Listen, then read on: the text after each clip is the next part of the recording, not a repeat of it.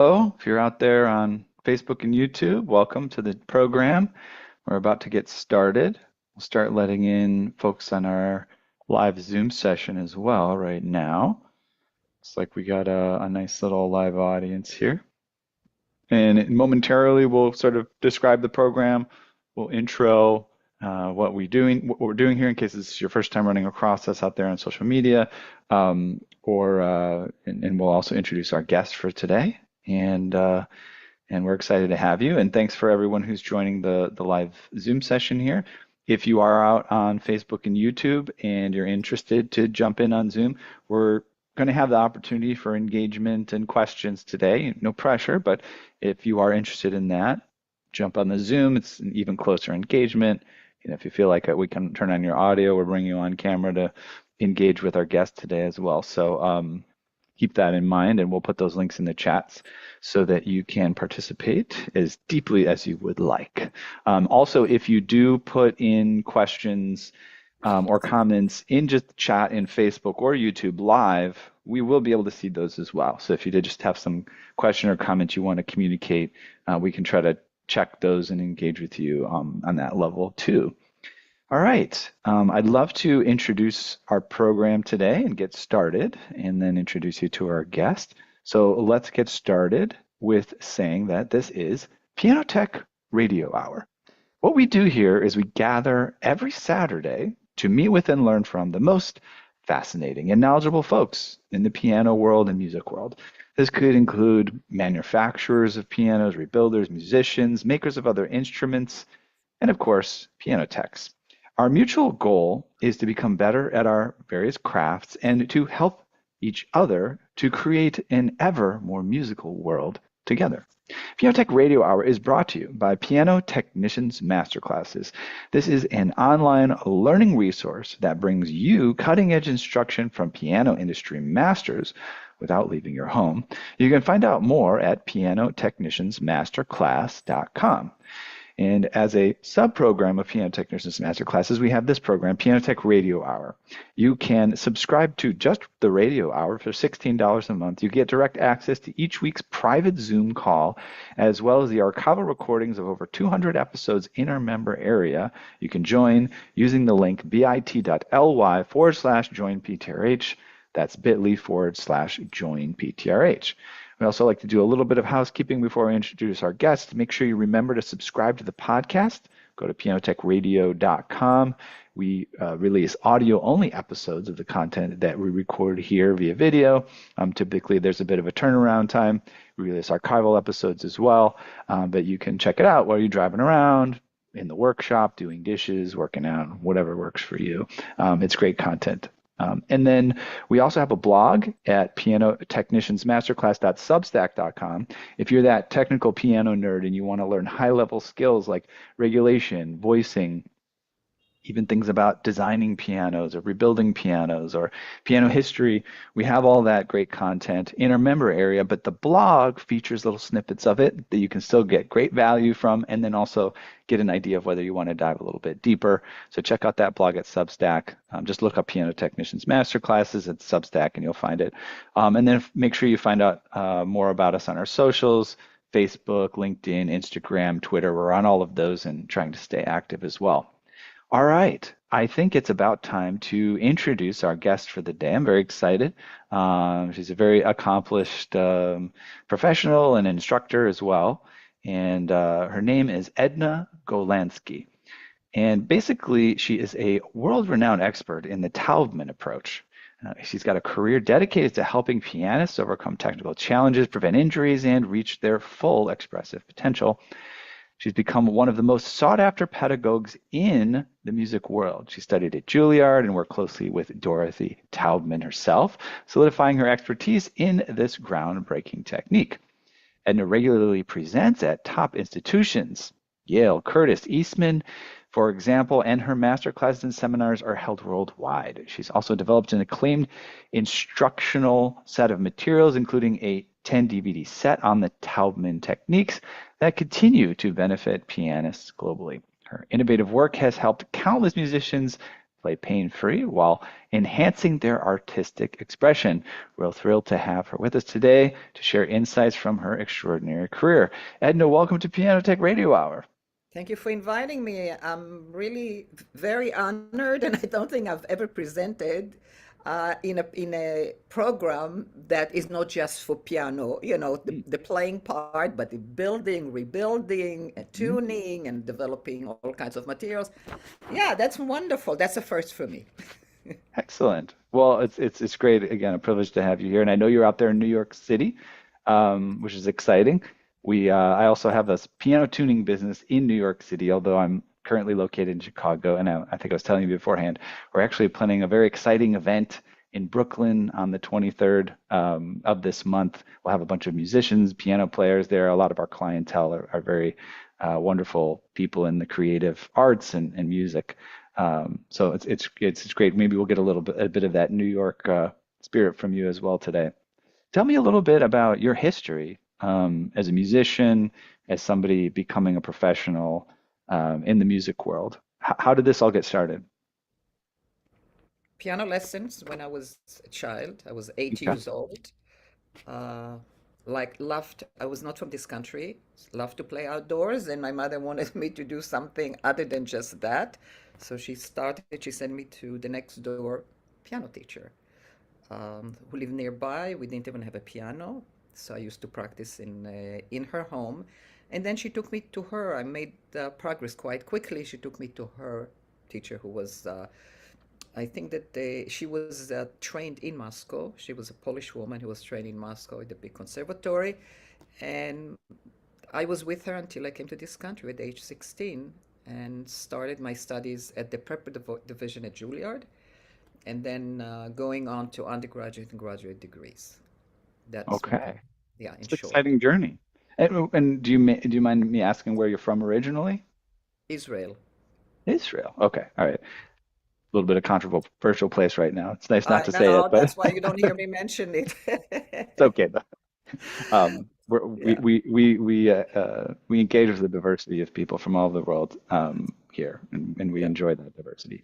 But tell me more about just generally what is the Taubman approach and its own development. You know, where's the resourcing? Why did it? You know, is there some sort of impetus for it emerging, as well as what is it? Well, it's a groundbreaking body of knowledge. It covers all aspects of piano technique and also offers very powerful tools that make it possible to diagnose and to solve previously unsolvable problems. That's what it's about, and this is what drew me to it. I didn't hear about Dorothy Taubman until I was nearing the end of my studies at Juilliard. And in spite of the fact that I did really well and was very encouraged, I was not sure I wanted to stay in music because I wanted to do something that would also help people, would not just, sitting in a practice room.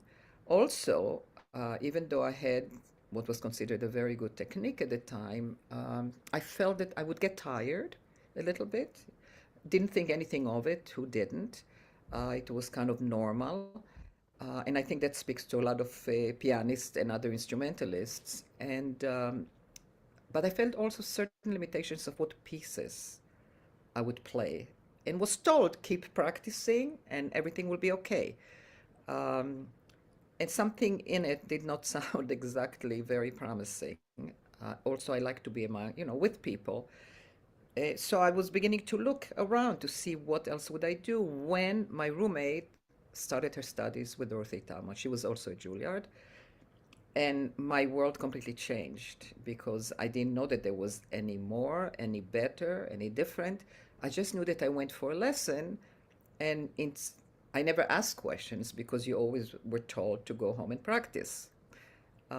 So there was no point in asking, I can't do this or I don't always feel secure. It was just a given that, it came out okay and sometimes it didn't, and you never knew ahead of time. And Mhm. then I saw that there was actually a system and that there were questions that being asked, rational uh, responses were given, and problems were resolved. So it Mm, really piqued my attention and curiosity, and I started taking lessons. And I just got glued to it. I just loved it. I didn't care how long it took. It was like solving such riddle after riddle. mm, So that's I became her main, I would say, devotee. She had a lot of people who were who were helped enormously, but I was the one who felt I wanted other people to know so that they could be helped. mhm. Because I was beginning at the time, there was not so much talk about injuries, which changed later. And I was getting one injured pianist after another. You know, people who were young, people who were in school, people who were through their doctorate program Mm, and still having problems. And over the years, it didn't get better; it got worse. mm. So that's how, that's what got me into. But at the beginning, I just wanted to understand my own playing. That makes a lot of sense. Yeah, when it comes down to practicing piano, playing the piano, of course, I studied jazz piano in university many years ago at this point. But it is wonderful when you discover, a simple practice or a body of knowledge which opens up a door for you, which you previously thought there may not even be a door there. It sounds like that's kind of where you found something with the Taubman methods. I want to bring this in because I know our audience has seen quite a bit of this, and I have. Are you familiar with stretto pianos, that concept? No. Okay, so I'll tell you a little bit about it. Basically, we have a regular guest here that's joined the program several times. She's kind of on a mission to bring smaller keyboards to the world of piano playing, and they call them stretto pianos to give it kind of like a catchy name. But basically, you can take a piano, any piano, a Steinway, take a Yamaha, whatever, and you can adapt a keyboard that will go back in the same piano, but the keys are more narrow. And that can help people with smaller hands play more easily without injury. And we've heard stories of, people with smaller hands really developing serious health issues, with their hands and their arms and their wrists and so on and so forth, due to the sort of brute force method, right, Ethan, of trying to I play the piano. understand. I'm sorry to stop you because I Hmm. get completely what you're saying. And a lot of it Horowitz also. So forgive me for stopping, but I No. just want to give a little bit of information. I don't think in the end it will help, and I'll tell you why. And this is what this work really was able to open the fact that a lot of the things that we are told to do, like isolating fingers, stretching, and all of that, Mm, these are causes for problems. In other words, mm, what Dorothy varied from, the mainstream was that she realized that anyone who puts the fingers down and lift one finger at a time, the whole idea of isolation is a source of tremendous tension and often mm, pain. The mhm. whole idea of stretching, that the fingers alone have to reach, is never going to work whether the keys are narrow or the keys are the normal size. It's just not Sure. going to do it. That the other parts, she discovered this is the fingers move up and down very quickly, no problem. Sideways, these are, first of all, slower muscles. And second of all, the moment you open a little bit, you're already tense. You tense and then you have to play it down, makes it even more difficult. So that was another source. Another one was these are kind of indisputable facts. I mean, the scientific. Another one is curling your fingers. The moment you curl fingers, anyone in the world will have tension because you're pulling on long muscles. When you Mm, don't do that, the fingers can move and they use the short flexors. So there are motions to get up from finger to finger without stretching. And even if you have a smaller piano, people will still stretch. Young kids who go to the piano, I'm not selling anything. I'm just telling you what's possible. And um, I, I think that the piano, the way it is perfect. I really do. And not needed. And when you show this, when you explain and you show and people experience, do we move quickly from finger to finger, including distances, it solves the problem. And even in the smaller piano, the problems will still, can be there. So Find Yeah, with well, what I'm you're doing. certainly not here to argue But either wait, side I'm of not, let me just say of this particular issue. Yeah. there's one situation that some hands, a little bit like that, or, they have smaller span. Hmm. So there's a way to open the hand to its maximum for the hand to be opened passively where it can reach its maximum. Beyond that, you just have to break it. Even Daniel Barenboim said when he plays octaves at the opening of the Tchaikovsky concerto, he said, "You don't hear it, but I go ta-da, ta-da because my hand is a little bit small." So Mm. we have a way, this knowledge has a way to open the hand to its maximum. Beyond that, you should break. And small hands, when Do you kids see start, patterns? Do you see patterns of people with issues in injuries of smaller hands versus larger hands? Do you no. see any patterns there? I said, no, I actually, people with smaller hands sometimes come with better solutions. For example, they take something that is stretching the right hand into the left hand, or from the left hand to the right hand. They're not, even though we told not to do it, we have to play exactly the way it looks in the music, which really limits possibilities. Hmm. They look for ways to make it more possible. Hmm. Sometimes they actually survive better, and some of the most famous people in the the in our traditional concert givers, great pianists had small hands. Alicia De La Rocha had small hands. Hoffman had small hands. Brian Boehm, and I don't know who else, and they managed well. So they found ways, they were looking for ways, to manage it. So I would say, yeah, people who come with smaller hands, sometimes the smaller hands actually not small. The fingers are a little bit short. So it's considered immediately that they're small. People can have shorter fingers, which is no problem, but good span. Most people stretch because even before they get down to the piano, they already prepare. So the hand is already stretched. So there are ways to do it without having to stretch and to really feel solid, no symptoms, and having the velocity, the speed that we all aim for. Wonderful. In a moment, we'll get even deeper into the core principles of the Taubman approach. We've kind of alluded to them, I think, in some of the things that you've said.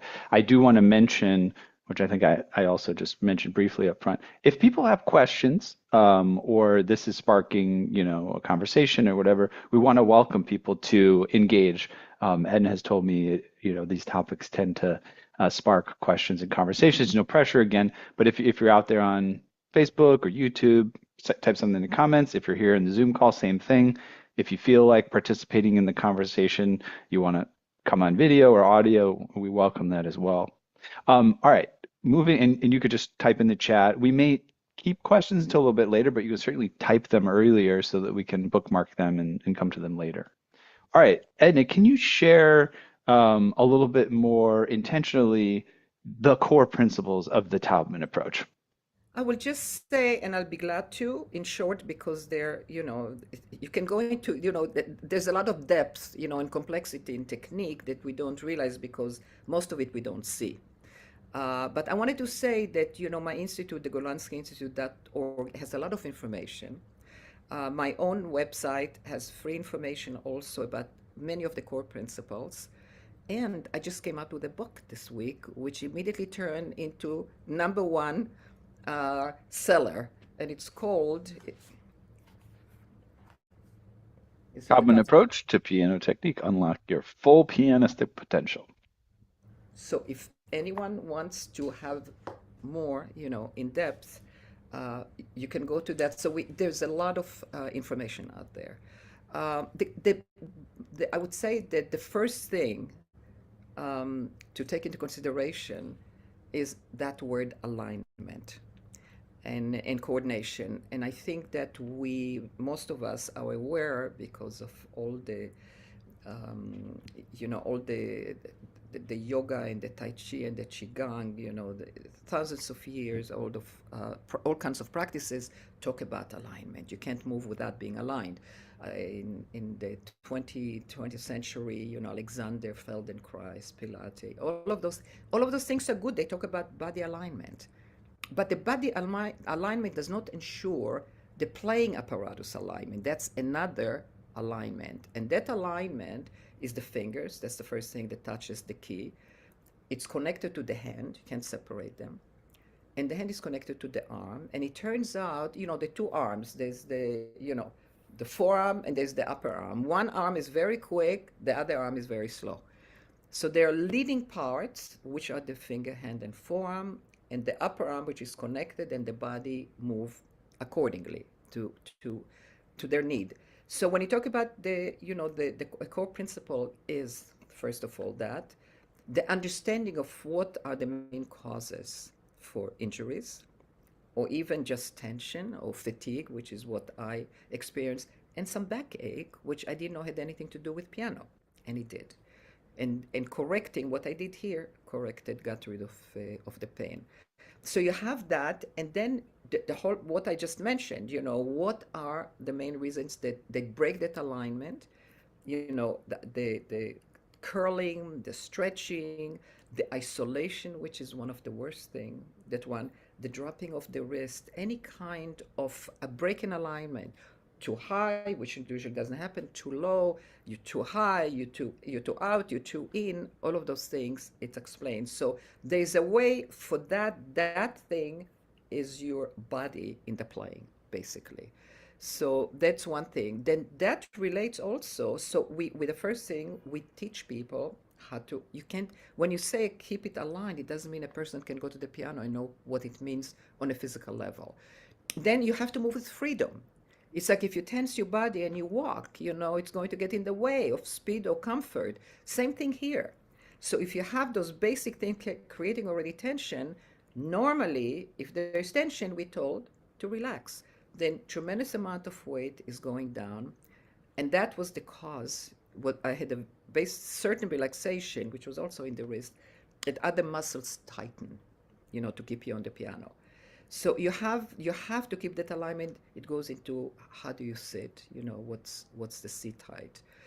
Where is the body? So those are, if we talk about what's at the bottom of all of this, Hmm.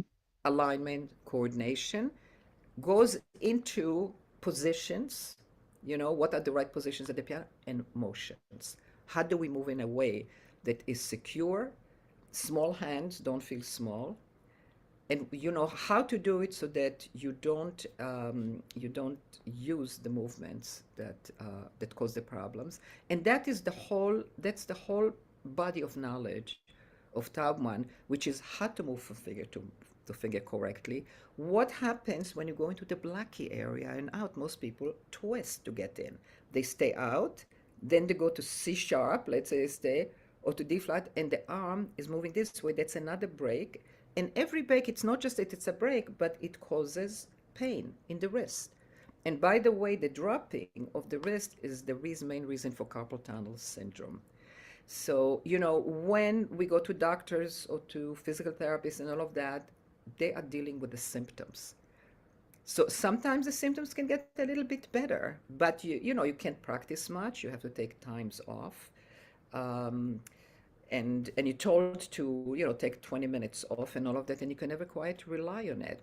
By the way, jazz pianists have the same problems, and I'm always working with jazz pianists because it doesn't matter, the scales are different. The harmonies is different. You still have to go from finger to finger. Most people have difficulties even feeling comfortable going to, crossing a scale. Arpeggios, jumps, they have the same thing. And if you go to my website, Danilo Paris worked with me. He's a world famous jazz pianist, Bill Sharlap, and a host of people, less famous, who've come with the same problems. Can I ask you, you know, what your practice is like as a professional, working on these type of issues? Are you um, teaching regular courses that go throughout a semester? Is it mostly one-on-one approaches? Um, is it something that takes up all your time or something that takes up part of your time focusing on the Taubman approach? What is it like being someone focused on these Well, topics? you know, my work is in other words, when you say the Taman approach, you're talking how to play the piano correctly. Hmm. So it's not like I'm doing this, I'm doing something else. Hmm. I do develop materials. Hmm. But I do the most effective way to do this is really one-on-one. Even with all the information that is out there, when people come, they don't know. If you put some of those things that are suggested on top of things that are not right, it doesn't work well. You have Hmm. to first dig in and get them, to be in a certain, in a certain position that allows for the correct movements to function. So I work one-on-one. I do give workshops, and people benefit, I think, quite a bit. But and I have also, I over the years, because there was no book, I did what's called the 10 DVD Virtuosity in the Box. It's a set of 10 DVDs.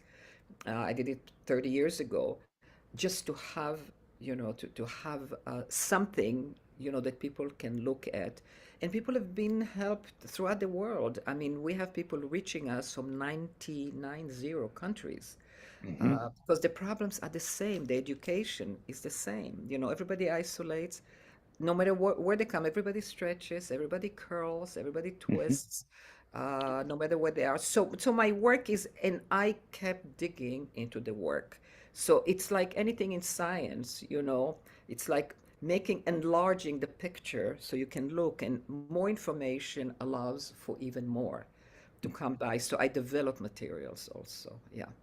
So, and what's the scope of various folks that are working with you? Are there people that come to you, for just like they would to another piano instructor for lessons where you're going to choose repertoire and sort of work through their skills and things like this? Um, I, I can tell there's people that will come to you for like a limited run, like, okay, let's take a minute and let's work on my technique for a bit. But do you also do kind of extended multi-year lesson programs with people or I have people who've been with me for decades, not because they have to. They've hmm been doing great, but because I improve. I have more and more information. The people who want to stay, they're performing, they're having a full professional life. They're doing great. But when you see that there is knowledge, and you see that something can become so good, and then it can become even better, it just goes up and up. The bar goes higher. It's almost like you become more talented. The music can come out because you don't have all those obstacles in the way. certainly. So Yeah. I have people who come to me and stay. The people who come to me until they feel good. I always say to people, I don't know how long it takes. Some people learn very quickly. Some people come with very difficult problems. It takes a little Hmm. bit longer, but it's always on a path to better. So I always say, just let me put you on the right track, and you begin to know what to do. And then if you need me, you come for more. I have people internationally. We do Zoom lessons, and thank God for that. And many of them try once or twice a year to come and spend, let's say, 2 weeks here, for an intensive. Um, so it all depends. But if people come injured, I think all of them, or most of them, stay for as long. I can't take 8 lessons is not enough. Hmm. They will improve, but I also give master classes where I don't assume people will come to me, and I'm not trying to, to get more students. I have more than enough people to work with, and I have, thank God, I developed also some wonderful teachers who takes a lot of the load, and they work with their students. So we have a certification program. But sometimes I see when somebody comes to me, or they say, I just want, can you give me a tip? I'll go, they'll play for me. First of all, I ask, what bothers you the most?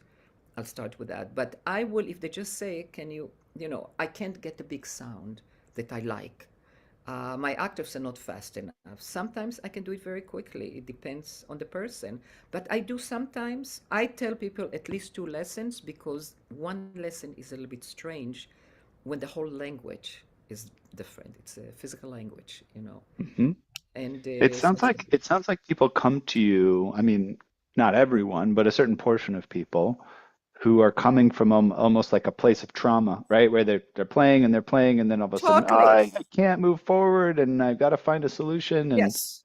it must be It's very a rewarding from your end, though, because you Well, can I sort wish they, of be that well, source I of tell hope. you, Yeah, yeah, I wish they'd come sooner, because sometimes it's so exactly. far, yeah.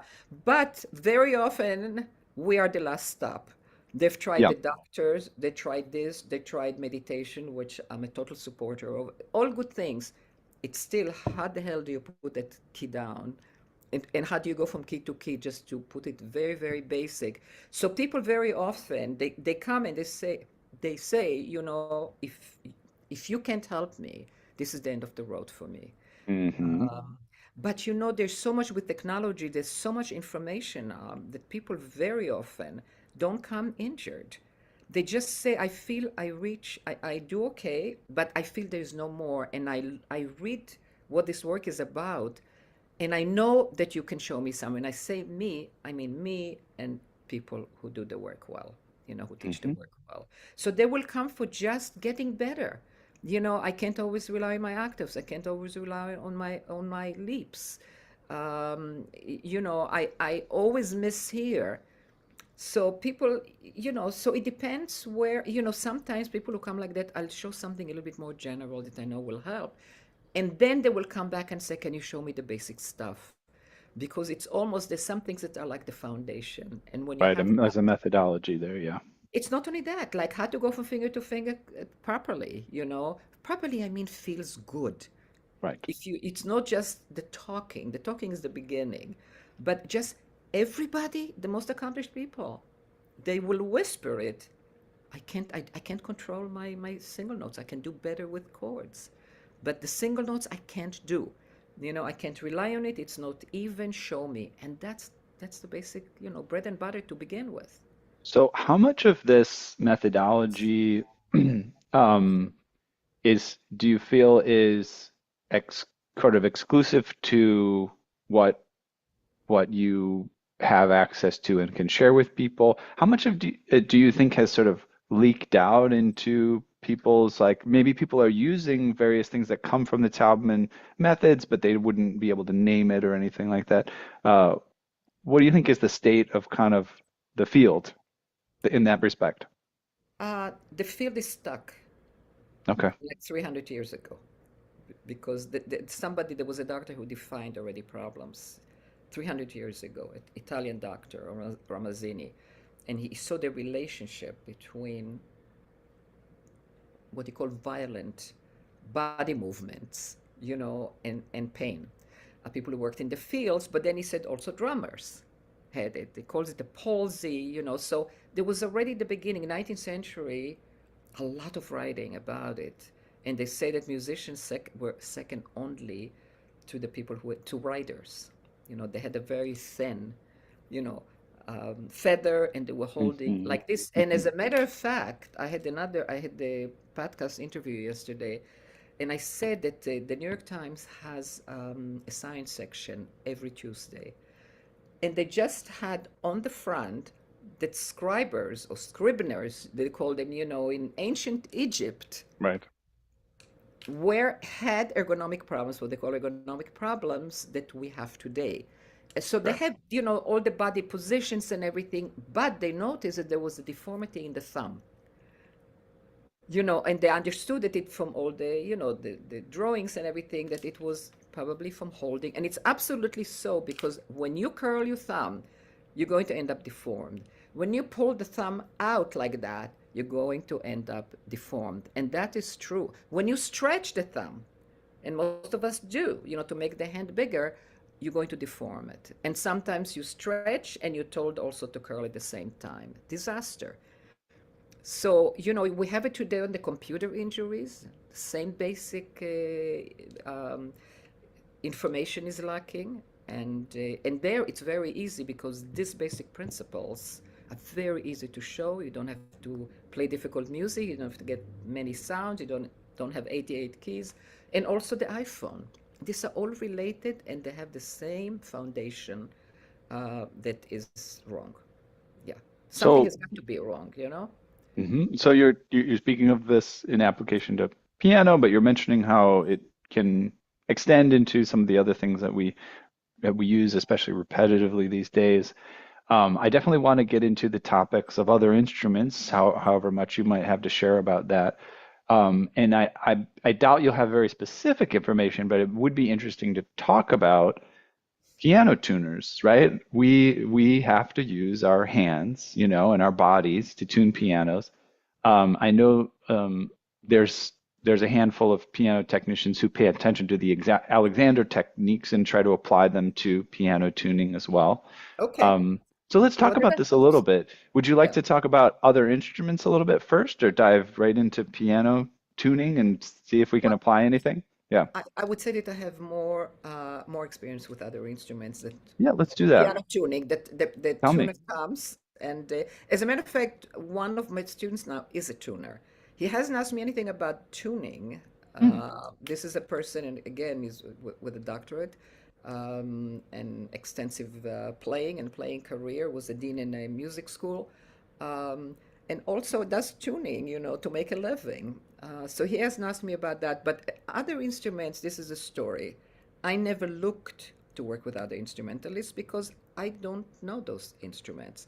But what happened is friends of students of mine who were helped would ask if they can come, and because they were having problems. So I could help from what I can tell, I helped people because I understood the logic.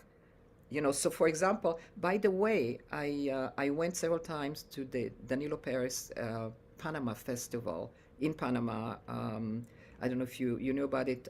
And I worked, and it's on my website. I think with six instrumentalists. I think that by now I've worked with most of them. Look, most of them are holding on like this to their instruments. There's no forearm motion also. Um, Sometimes the fingers are too straight, sometimes too curled. So I could do that, and I could use as much logic. Many guitar players came. There was a period where there was one guitar player after another. So I think I've worked with most instruments. I don't say that I know the instruments, but I understand how to hold a bow. Because again, there's a lot of this, and there's a lot of stretching and curling, and the thumb is in the wrong place.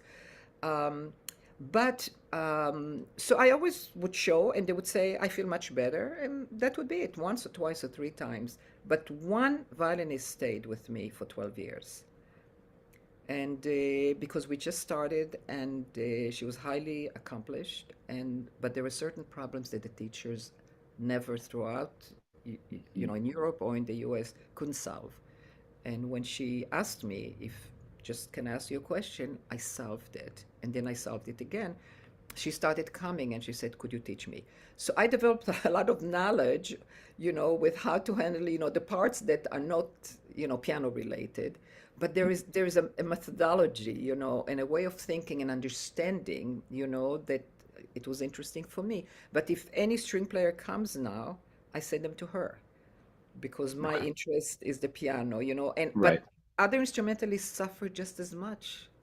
They lose careers are lost. It's not just, and then there's psychological damage as a result. But you can't treat the psychology until you solve the playing because that's the source of the misery and the feeling of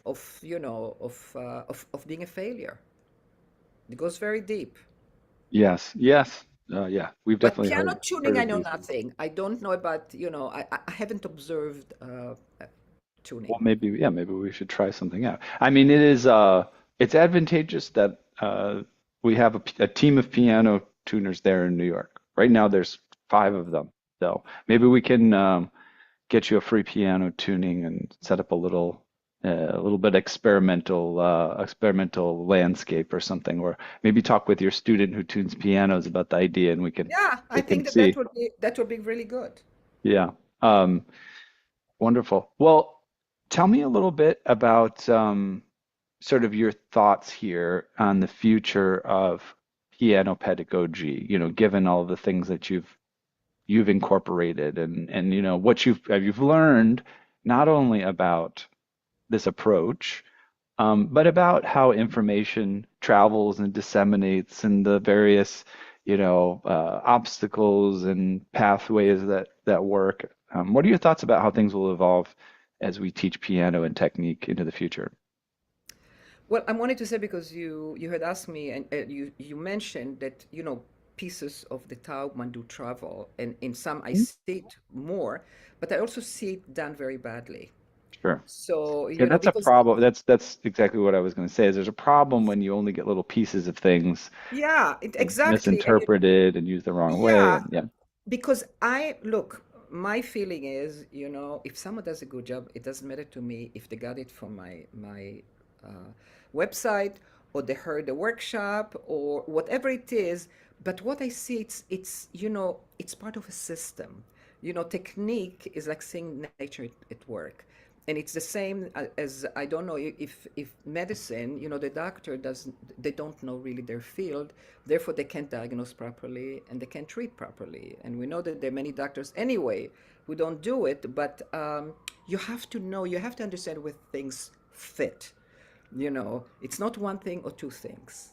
We think we come from the world, you just move your fingers, but that has failed miserably, Mhm. and it keeps failing. And it's like, I mean, how long do we do that? So when you talk about pedagogy, in other words, look, I took pedagogy class at Juilliard, and it was mostly how to treat a student, from what I remember, what kind of music to give them. That's the easy part. So when you talk about pedagogy, it's what I said at the beginning. You have to, the teaching, which to me is the teaching. Um, you have to have knowledge to be able to diagnose something correctly, offer, the right answers as to how to resolve it.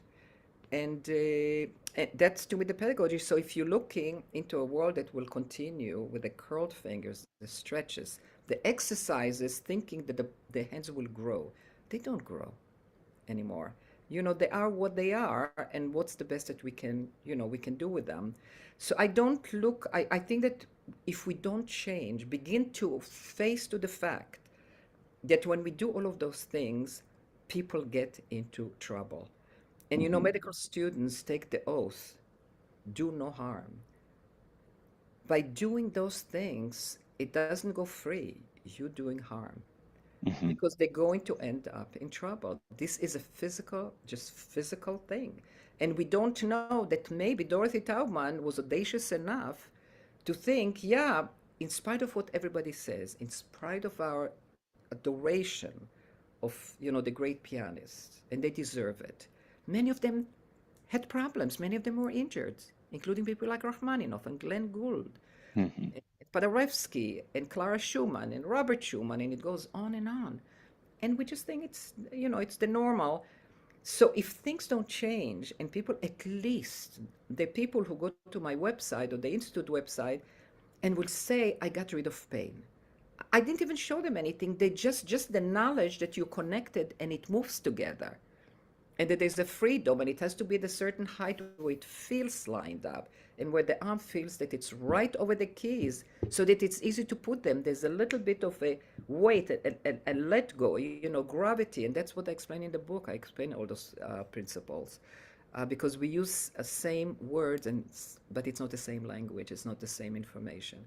So I would say that if we continue the way we have been, for centuries, the outcome will be the same.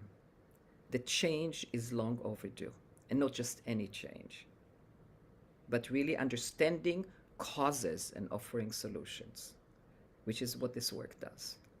Have you, I'm certain you've probably tried this out, or I'm curious how far you've gone.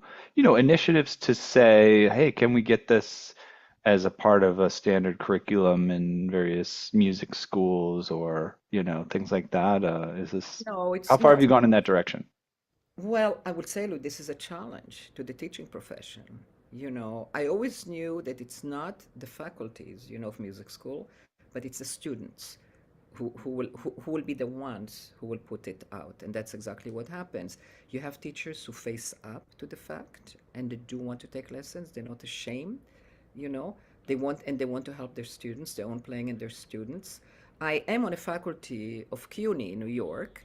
Um, um, and it's Queens College. But I'm on the faculty as someone to whom students come. I don't want their students. I have students who come to me and they want college education. So I'm on the faculty, and they have been great. I'm not there to change what other people do. I mean, if you want to come learn, improve, whatever, I'm open, but I'm not fighting. I'm not trying to. That's the way. You can't do it. You can just say, this is what I do, put out information, teach people, and then they go and say, this really helped me. You can look at some of the, what people write about it. If you go to my website, what it did to them. It's not for my glory, but what did it do to them? That's why I do it. Um, so I'm allowed to do what I want. Actually, if students sometimes need more time, they would allow them to take their auditions later on because I say it will take a semester, to take this person. So they don't mind. So they've been great. Hmm. Other schools, students just, this is also a financial problem because I have people from Juilliard, Manhattan School of Music. Other institutions, they just have to take private lessons. I tell them, tell your teacher. I don't want the teacher to do anything behind the back. But the teachers are not, they see a student who couldn't play practically, was in so much pain, very accomplished in many ways, but in so much pain, and they come and they can play now. And the teachers say, you sound like a pianist. They never asked, so what did she do? The Mm, teachers, there's no curiosity. It's like, okay, mm, let's fix it up and then go to interpretation. Interpretation doesn't go very far. You can have great ideas, and many teachers have great ideas, but the students don't know how to actually accomplish it. sure.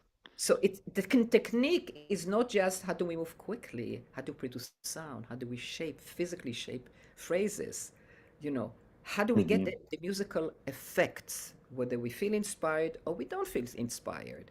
Our heads have Yes. to do it. Yes.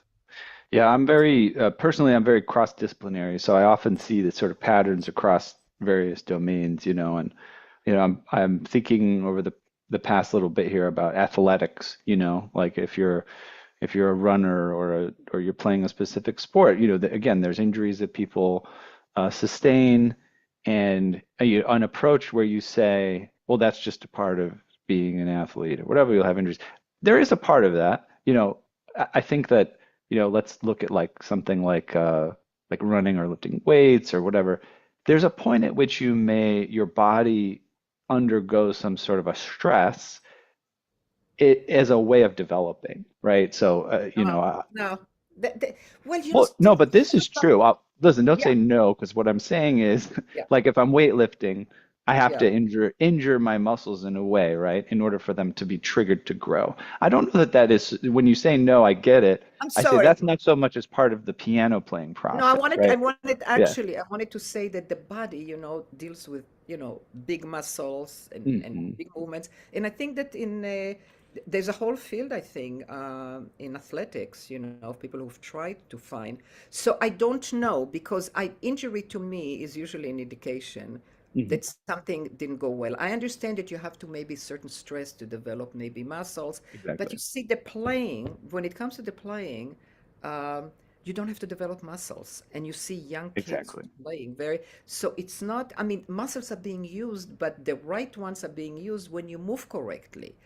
Yeah. Then they If you are, take a preventative approach to any of these domains, be it athletics or playing an instrument or whatever, you can really go a lot farther, right? You don't want to get to the point where you sustain an injury because that's how you found out that this was not the right way to do it, right? The ideal scenario is kind of like, health insurance or going to the doctor or whatever. I learned how to approach it the correct way from the start, good, and good, yeah. and Then that it way I'm not going to prevents. develop these issues yet. Yeah, when you do it from the start, I mean, we have teachers, they start from the, people will never develop problems because young kids, I've had young kids coming, teachers bringing them, they're 8 years old and they have pain in the fourth finger. It's not different from what a Mm. 16 one or 26 one. It's the same isolation and not lack of connection.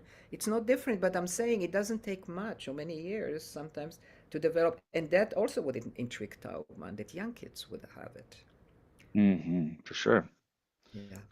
We'll wrap up here in maybe about 5 minutes. Sure.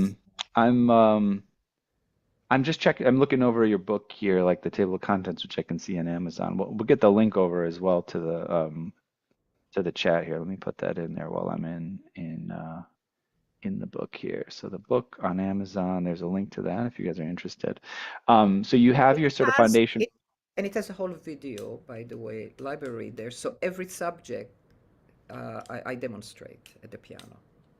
Yeah. So I just want to read through this a little bit just to give people a sense of what, because I kept asking myself, what's the process here, right? And we got some of it, but chapter one, you're going to talk about freedom versus relaxation, the concept of weight, using gravity, alignment and coordination, coordination with the instrument. I think we kind of talked about all that stuff. It's interesting that in the next chapter you talk about the height and the distance and the sort of physicality of positioning appropriately so that those things work. Um, and then you get into specifics. It looks like of like the piano, forearm rotation, different situations that you might get into and how to approach them. We talk about octaves, leaps, grouping, fingering, and you have those video examples. Um, and then you get a little bit more into the craft and the art where you're going to talk about producing tone and achieving things like legato. I see the topic of rhythm here later on in the book in chapter 5. Talk about rhythm a little bit and how the approaches apply to rhythm. I can imagine that could be a pretty complicated subject, but yeah, so talk about rhythm a little bit. So it came from a close person to me, who's a scientist and a huge music lover, especially jazz. And he always said to me, "Why don't classical musicians swing?" So it was not like swing like jazz players, and that stuck to me, in my mind over the years.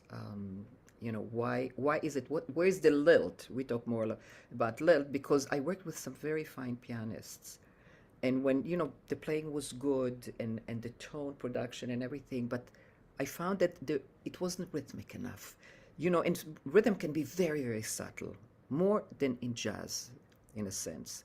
So Hmm. people do it in jazz. People talk about, I do it a little bit before the beat and after the beat and all of that. But I knew that there had to be a system to it because I found that when I talked about rhythm, people either accented or not wanting to accent pulled back and there was no rhythm. So there is the whole, that's where this was later on in my development. I looked into it and it's connected to, it's very, very subtle. It's connected to tone production, but it's plus and also a timing. And I show many examples in very subtle pianissimo places. So it's something that you have to, you have to listen to. It's not really, not so much read.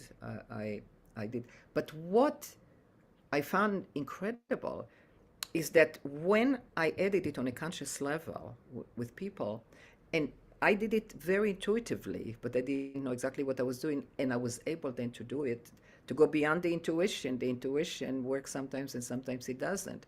And I knew that there's so many definitive things, that there's got to be something here. I found that when the rhythm was properly added, the expression grew. I just thought you play, it's very, expressive. The playing is expressive. And then it becomes more rhythmic, like a separate thing. And I realized it's the same as the technique. It's made up for several elements.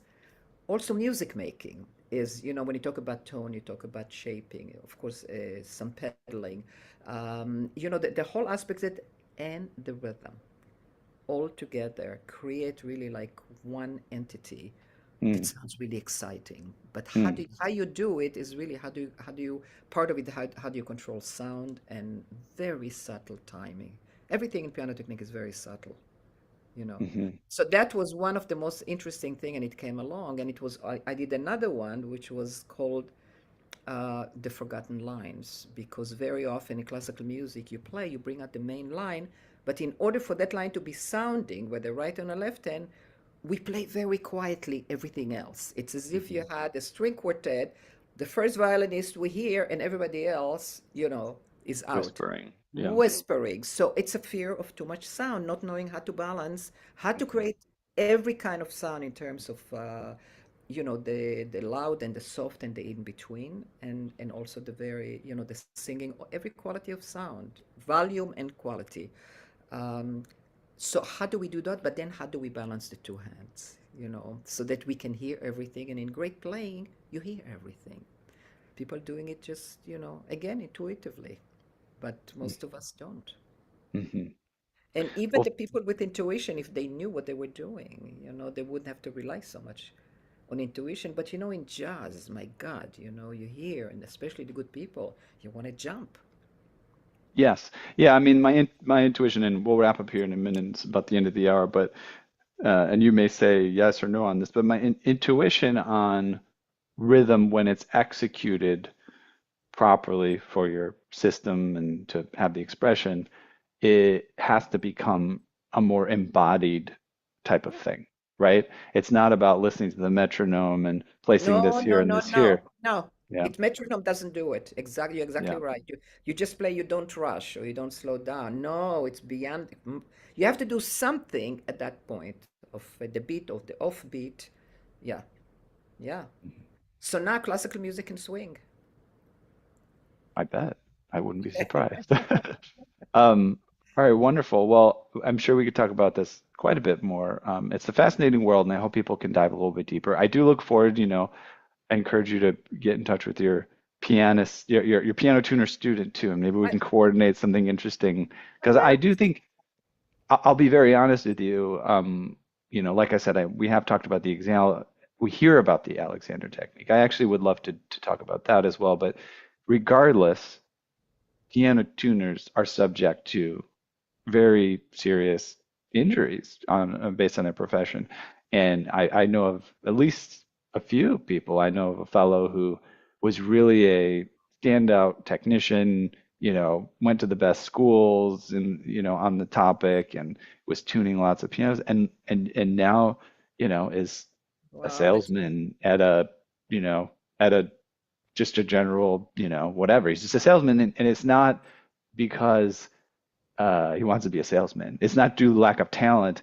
It's that there's a point at which, like you said, you just could not do it anymore and know-how. professionally. And know-how. No, I Yeah. would be actually curious, if you send me your information, I'll put you Mhm. in touch with my student.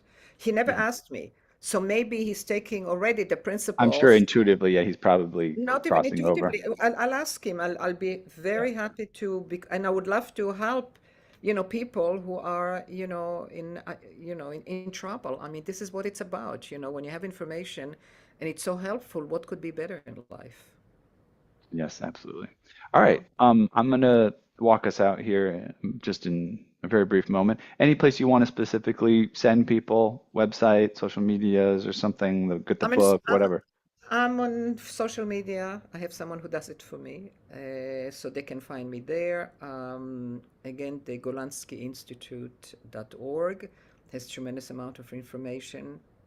My own website, ednagolansky.com, has a lot of information. I'm trying to think. Yeah, I mean, if you go to I have YouTube clips. Hmm. I have already in a short time, a lot of followers, almost 10,000. In a short time, I started putting just short snippets of how we do things like scales, like arpeggios, double thirds, Perfect. things like that, and using music, how to make things easy, because the whole thing of anything that you do right is it becomes easy to do. So the word is not a word that is popular in our field. It's supposed to be hard. The more you suffer. This makes it easy. Wonderful. Yeah. So Perfect. yeah, and you see why. Yeah. All right, I will walk us out here from the program. Really appreciate your time. We have reached the end of another musical journey here at Piano Tech Radio Hour. Thanks to Edna Golandsky for joining us today. As always, we are brought to you by Piano Technicians Masterclasses, cutting edge instruction for piano industry masters without leaving your home. For those of you that joined us today by signing up for the session individually, make your life more convenient. Subscribe to Piano Tech Radio Hour, $16 a month. Get the recording of today's session in our member area, automatic registration for each week's new session. Sign up at bit.ly/join PTRH, bit.ly/join PTRH.